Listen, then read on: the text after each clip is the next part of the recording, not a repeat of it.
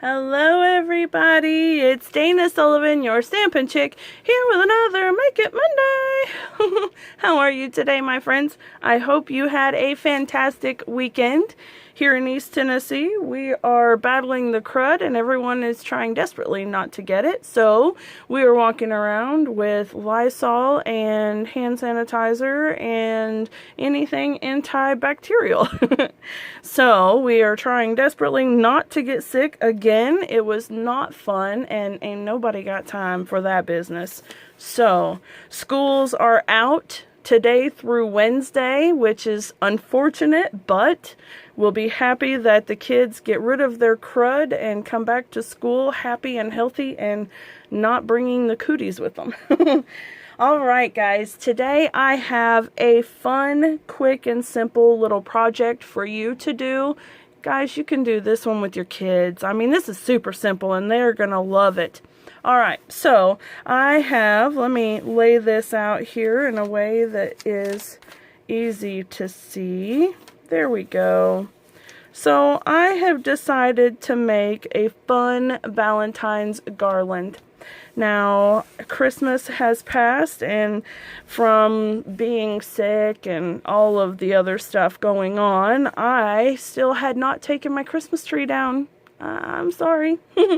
And so I decided that maybe the best idea is to leave it up a little while longer and turn it into a Valentine's tree.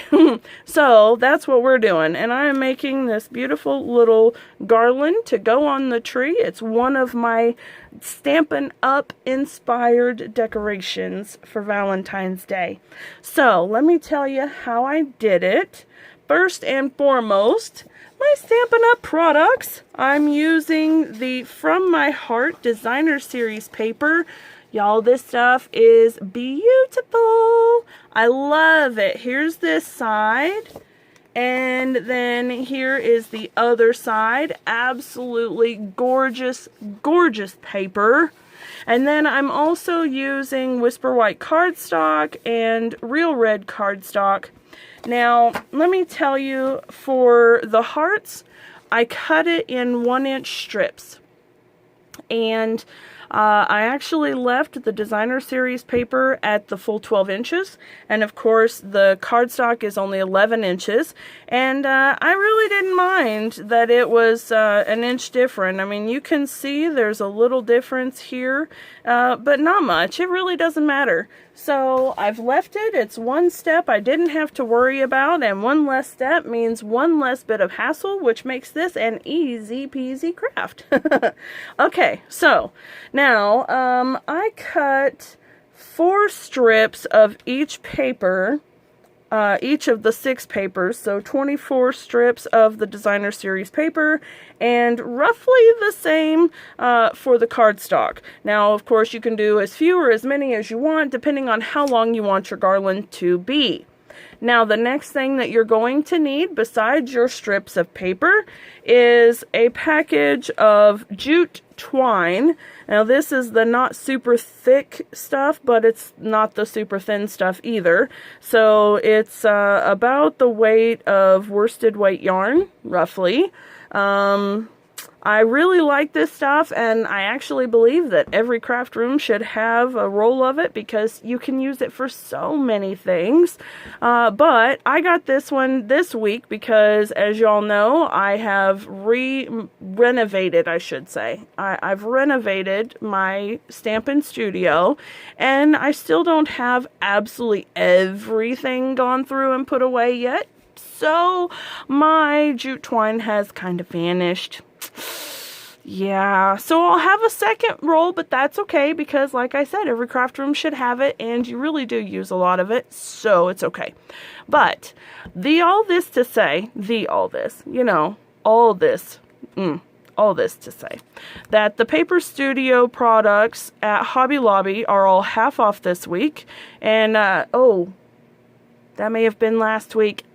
Since I got it before Saturday, maybe. I can't remember if I got it on Friday or Saturday. I'm so sorry. Okay, well, anyway, goodness. The Paper Studio products go on sale often at Hobby Lobby, and they go on sale for half off. So I got it for only $2, which is absolutely fabulous, but even if it's not on sale, trust me, you need it, you want it, go get it. So you need the jute twine, and then I wanted a spacer in between my hearts. So I was hoping to find some of those wooden beads, the wooden round beads about this big, but I didn't find any with holes already drilled in them. I found wooden balls, but I didn't want to drill the holes. That was more work than I was willing to invest in this project. And you know what I mean. When you want a quick and simple project, you won't be drilling holes in little wooden balls. I mean, how would you even hang on to it? That's my husband's area, not mine. So I needed something I could do myself. And so I found this bag of pearl beads with holes that are actually big enough for the jute to go through. So if you do this project and you want spacers, then you need to look for beads that have holes big enough that this will go through. All right. So I staggered my papers. As you can see, I've got white cardstock, red cardstock, white cardstock, and then red cardstock, and it rotates back and forth. And then in between that, I'm also staggering my designer series papers so that I don't have two of the same together. All right, so what I've done is I've taken my strips. So it's 1 by 11 or 1 by 12, and then I fold it in half and I burnish it down with my bone folder. Now this is actually going to form the peak of the heart. And then what you want to do is give the paper a little love. You want to curl it just a little, I mean not a whole lot. This is just to kind of loosen up the fibers a little, not really break them down too much.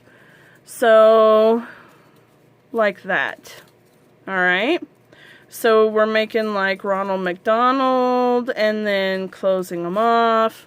Okay, so we want them just a little loose so that they'll bend. All right, and then we'll go ahead and bring it back down just a bit.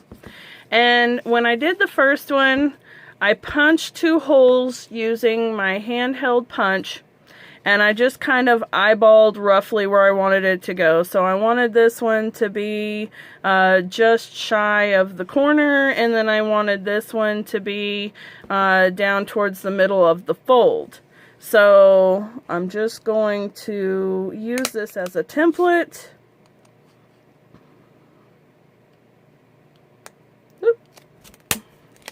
Cut the corner of that one, but that's okay. All right, and then you have your 2 sets of holes. All right, so then you're gonna need to get your liquid glue,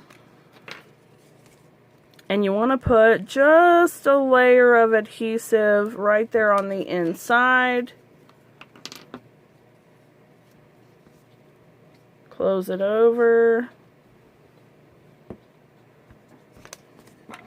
There we go. Give it another smoothing with the bone folder so that it gets nice and adhered. And then you're going to put a little strip of glue facing the same side as the point. So you put glue in between the fold on that side. Now you're going to put a little run of glue on the other side. So we'll just put some glue there. And then we're going to fold it over and line up our edges. Like so. And then you can tweak and play with it if you want to, but for right now it doesn't matter. For right now you're just going to leave it. But I will tell you that you should use a paper clip, or I'm using our little mini binder clips, library clips. Yeah. Mini library clips. And you just want to put it on the bottom and then set it off to the side so it can dry. Okay. All right. And then let me scoot this down. All you need to do is start stringing your hearts on do a bead, then a heart, then a bead, then a heart, so on and so on and so on. And then that's it. And so I can go ahead and string this on, even though it's got the clip on it. I'll just leave the clip and let it sit for a few minutes. Let me go ahead and string this on.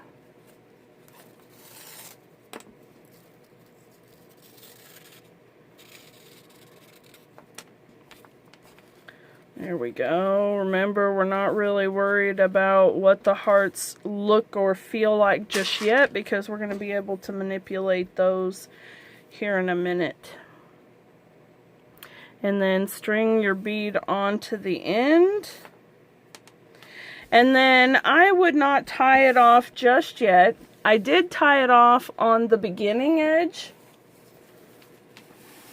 Let me get that. I did tie it off on the beginning edge to keep the bead from falling off, and that also kept the hearts from falling off. And this way it's secure on this end. And sorry about that. And I have just enough string on the end that I'm able to use to tie up the garland, or I can just let it hang on the tree or whatever I'm going to do with it. So as you go along, you'll want to alternate your hearts, and then once you get all of them on, I would lay it on the floor and stretch it out, and then you can start manipulating your hearts so that they're relatively the same shape and all of that stuff. So, and then once you have it how you like it, and you've got them spaced how you want them to be spaced as you go all the way to the other end, then you can give it a good knot. And I will tell you that on this end, I went around, I went through the hole, and then I went through the hole again and then cinched it down, so that way it was kind of doubled over.